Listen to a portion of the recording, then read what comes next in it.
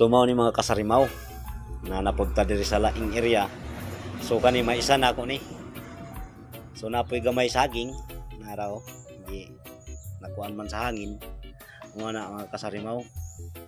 So gitan-aw po nato ang ang saging po diri sa area nga lain. So dayon pud ang mga mais aksyon na sila og kuan kanang malay uban bitaw. Gamay limpisa sa mga kuan kanang mga laya nga mga dahon saging bitaw ana mga kasarimaw. So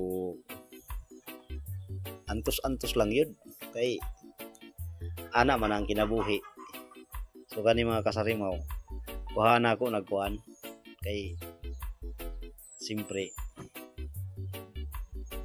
ana magsuot-suot yun ta diha sa kuan hindang ra kay ning maisa ni.